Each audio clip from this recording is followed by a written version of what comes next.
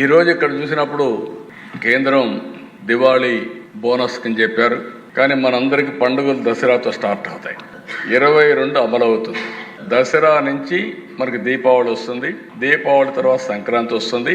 ఈసారి అన్ని పండుగలు ఘనంగా జరుపుకునే అవకాశం వస్తుంది. నిజమైన స్ఫూర్తితో పండుగలు చేసుకోవడానికి పేదవాడికి అవకాశం వస్తుంది. దిశ నేను ఎప్పుడు చెప్పేవాడిని, సంక్రాంతికి ఒకసారి కానుక కూడా ఇచ్చాం, పేదవాళ్ళు పండుగ చేసుకోలేరని.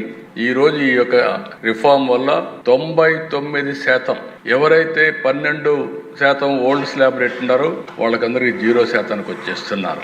ఇంకొక పక్క 90% గూడ్స్ 28% నుంచి 18%, 5%కి వస్తున్నాయి. ఈ విధంగా గణనీయమైనటువంటి ట్యాక్స్ రిడక్షన్ వస్తుంది. ఈ విషయం మనందరం గుర్తుపెట్టుకోవాల్సిన అవసరం ఉంది. ఇదే దిశ ఇక్కడే అందరం కూడా స్టడీ చేయాల్సిన అవసరం ఉంది. మీరందరూ కూడా ప్రతి ఒక్క ఇంటికి చేరవేయవలసిన బాధ్యత మనందరిపైన ఉంది. ఈ బెనిఫిట్ని డబల్ ఇంజన్ సర్కార్ అటు కేంద్రంలో ఈరోజు రాష్ట్రంలో ఏ విధంగా ప్రజలకు మంచి చేయాలి, పేదవాళ్ళకు ఉపయోగపడాలి, మధ్యతరగతికి లాభం జరగాలని మనం ఆలోచిస్తున్నాం. డైరీ ఎసెన్షియల్ కొన్ని ఎగ్జాంపుల్ చెప్తాను, డీటెయిల్స్గా ఇస్తాను మీకు. Dairy essentials milk, paneer, curd 5 నుంచి 0%, గ్రాసరీస్ 12 నుంచి 5%, డైలీ ఎసెన్షియల్స్ అయిన ఏదైతే hair oil, shampoo, toothpaste 18 నుంచి 5, అంటే 12%, 13% there is a benefit. Kitchen savings butter, ghee, utensils 12 నుంచి 5.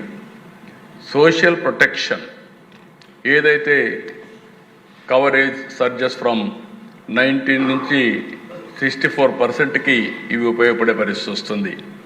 ఇంకొక పక్కన దేశ tax on cars, fridges, ACs 28 నుంచి 18%. ఇప్పుడు ఏసీలు కూడా పెట్టుకోవచ్చు.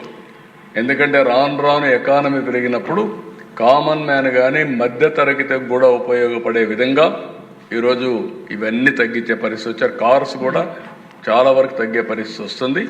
ఇది ఓవరాల్గా కామన్ మ్యానే కాకుండా మధ్యతరగతి అందరి బడ్జెట్ అని చెప్పి నేను మీకు తెలియజేస్తున్నా. ఈరోజు దిశ one nation, one vision, a victory for cooperative federalism. నేను ఈ మాట ఎందుకు వాడుతున్నానంటే, ఓసారి కొంతమంది ట్యాక్స్ రిఫార్మ్స్ అంటే మన అధికారం పోతా ఉంది, మనం కూడా ట్యాక్స్ వేసుకోవచ్చు, ఎందుకు ఈ ట్యాక్స్ వేసే అధికారం వేరే సెంటర్కి ఇస్తున్నారు, ఇలాంటి నాకు కూడా చాలామంది ఇంటలెక్చువల్స్ కూడా చెప్పారు, మీరు అధికారం కోల్పోతున్నారని.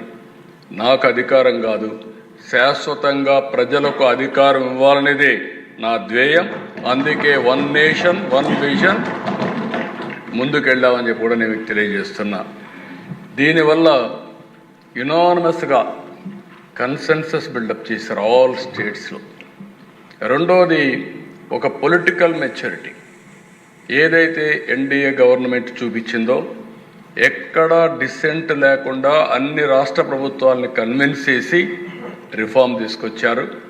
మూడోది ఈరోజు next generation reforms despite growing global instability, ప్రపంచం అంతా కూడా 3-4% గ్రోత్ ఏంటంటే 7-8 ఈ రిఫార్మ్స్లో నాకు ఒకటే నమ్మకం కూడా ఉంది. ఇంకొంచెం కానీ స్ట్రాంగ్గా మనం పనిచేయగలిగిపోతే ప్రపంచంలోనే డబల్ డిజిట్ గ్రోత్ సాధించే ఏకైక దేశం భారతదేశంగానే ఉంటుంది. దాంట్లో అనుమానం కూడా లేదు. అలాంటి ఒక స్ట్రాంగ్ లీడర్షిప్, స్ట్రాంగ్ హెడ్వే విండ్స్కి వ్యతిరేకంగా కూడా ఈరోజు ఆయన పనిచేసి ముందుకు పోయే పరిస్థితి వచ్చింది.